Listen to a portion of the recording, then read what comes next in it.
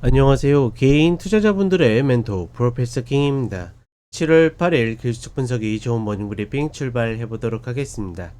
자, 일단 이제 이번 주에 가장 큰 이슈가 관세라고 이야기 드렸는데 이제 출발을 했죠. 어떻게 보면 좀 공교롭게도 일본과 한국이 가장 먼저 첫 바따로 좀 맞는 그런 흐름을 보였는데, 중요한 거는 이제 제가 다시 시작하는 관세에도 버티는 시장이라고 했는데, 누군가는 그렇게 생각할 겁니다. 아니, 시장이 하락을 했는데 버티긴 뭘 버텨 라고 생각할 수 있겠지만, 기존 같았으면 이 정도 이슈가 나오면 기본이 2~3% 빠지는 거였어요. 근데 장중에 1%도 빠지기 힘든 그런 모습을 보여주면서 역시나 시장이 여전히 타코 트레이딩에 좀 익숙해져 있다. 지금도 이제 관세에 대한 서한을 보내면서도 8월 1일까지 라는 또 기간을 뒀죠. 그러니까 이런 기간이 있다라 그러면 반드시 변화할 가능성이 높다. 시장이 이렇게 판단하는 것 같고, 중요한 거는 이제 영국 같은 경우가 이제 10% 관세였고 베트남이 20%라고 그러면, 이제 물론 이제 어제 쭉 트럼프 소셜에 계속 올라오고 있거든요.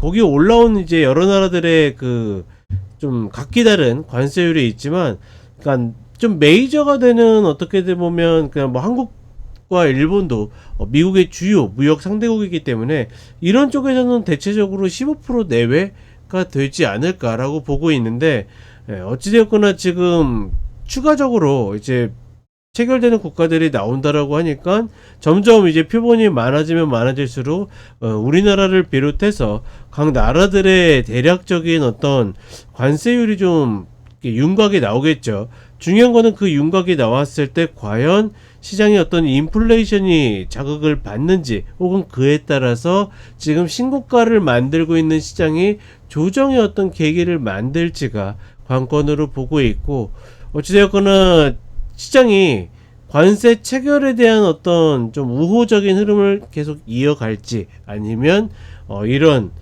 다시 발표되는 상호관세의 불확실성을 좀 더 선택할지.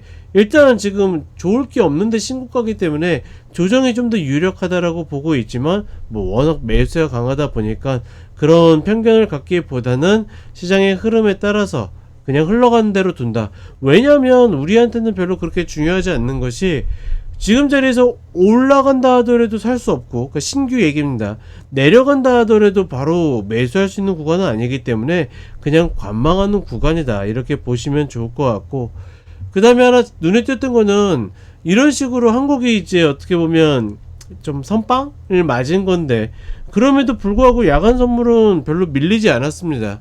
이런 것들 보게 되면 여전히 우리 시장은 우리 시장의 어떤 갈 길을 가고 있다라고 보고 있고, 중요한 거는 우리 시장의 어떤 수출의 양대 축 중에 하나가 또 반도체죠.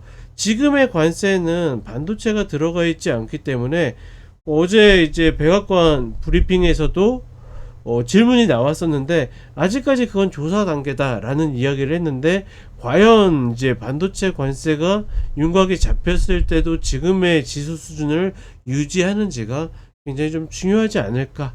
일단은 그렇게 보시고 가는 것이 맞다. 한국 시장도 마찬가지로 신규는 지금 자리에서는 딱히 할 것 없이 관망에 가까운 흐름이다. 하나 눈에 띄는 거는, 최근에 하향 안정화되었던 환율이 좀 반등하는 모습을 보여줬는데, 일단 최근에 기조 자체가 달러 약세이기 때문에 아마 중장기적으로 봤을 때는 환율은 안정될 가능성이 조금 더 높지 않겠는가, 뭐 그 정도로 보시면 좋을 것 같습니다. 자, 그럼 간단하게 차트 보도록 하겠습니다. 자, 이미 시장이 예고되어 있는 이슈가 있었기 때문에 좀 밀리는 모습을 보여줬고, 사실은 목요일날 이렇게 올라가는 것 자체가 굉장히 부자연스러운 일이었기 때문에, 사실 최소한 이 자리를 깨고 내려가야 되는데 이 자리도 깨지 못하고서 여기서 버티고 있다라는 것만 봐도 시장이 얼마나 강한지를 인지할 수 있다. 최소한 만약에 이 이슈가 시장에 진짜 영향을 미친다라 그러면 일봉상의 22평을 깨고 내려가야 되겠죠. 그런 일이 일어나지 않는 이상은 지금 구간에서는 아무리 밀려도 눌림에 가까운 흐름이다. 라고 보시면 될 것 같고, 현물의 일봉상의 흐름에서도 아직 전고도 딛지 못했습니다. 최소한 전고 자리를 딛는 흐름을 보여줘야 최소한 뭐 눌림이라도 왔다라고 표현할 수 있지, 고작 요거 빠진 거 가지고 어떤 관세 영향으로 하락했다 뭐 했다라고 이야기하기에는 그런 거 없이도 충분히 밀릴 수 있는 그런 자리이다. 그리고 우리 시장을 보게 되면 하락 장악형이 발생했음에도 불구하고 양봉으로 버텼는데, 중요한 거는 이제 오늘이라고 봅니다. 이 흐름이 맞다라고 그러면 추가 하락이 나와야 되는데, 글쎄요, 저 3차 갭까지 아무리 매수가 급해도 이 자리까지 기다려야 되는 건데, 과연 이런 자리들이 올 수 있는 폭이 있을까?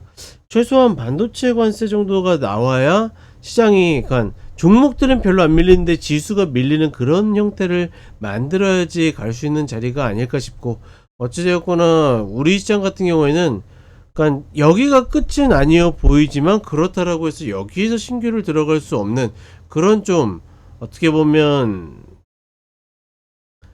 딜레마에 좀 빠져 있는 그런 자리다라고 보시면 될 것 같고, 중요한 거는 사실은 저 코스피의 움직임보다 저는 개인 투자자분들이 좋으려면 어찌되었거나 코스닥이 더 뻗어야 된다라고 보고 있는데, 같이, 그러니까 올라갈 때 별로 못 올라가고 조정받을 때 같이 조정을 받는다라고 그러면 여전히 좀 어려운 흐름들이 있다. 이런 흐름들을 좀 벗어나야, 그러니까 순환매가 돌아야 좀 더 좋은 흐름을 볼 수 있을 것이다. 뭐 이렇게 좀 보시면 좋을 것 같습니다. 자, 이렇게 이야기 드렸고, 저는 쇼츠로 또 찾아뵙도록 하겠습니다.